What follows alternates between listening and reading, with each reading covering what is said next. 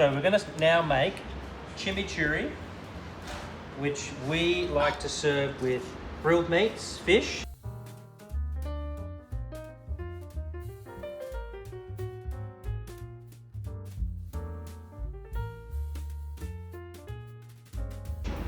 Lyle's going to do a video on how to grill a steak, and this will be the perfect accompaniment for your steak, freshly grilled steak. So we've picked some parsley from our garden that Peter from the course team built for us earlier this year. So we've now got a bit of harvest happening. So some freshly picked parsley. Now the recipe will be attached to this.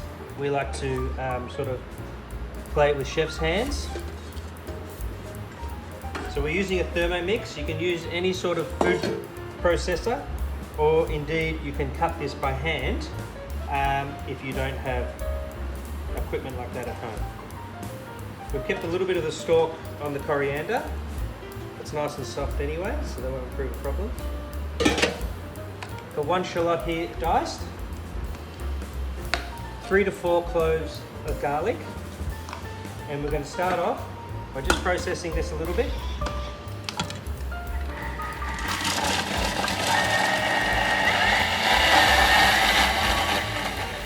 I'm just going to turn the processor down.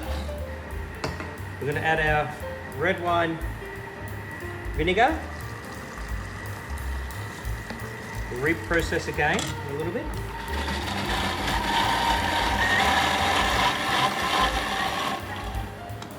Now we're going to add probably about a teaspoon of dried oregano.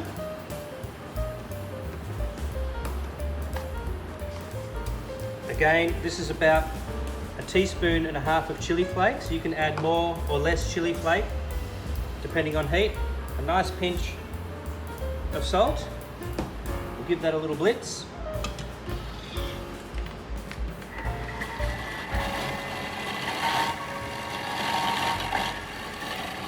Now we'll start adding our extra virgin olive oil. We're not spinning very high on the thermo.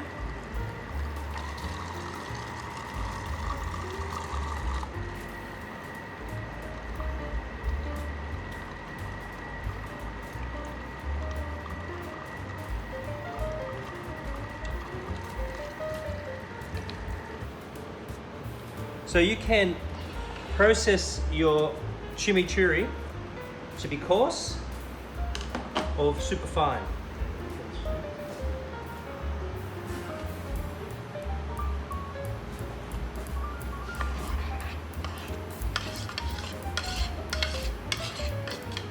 This will last in your fridge about 2 to 3 days in an airtight container. And as mentioned earlier, beautiful with red meat, grilled, white flesh fish. And you can make it as hot or as mild as you like.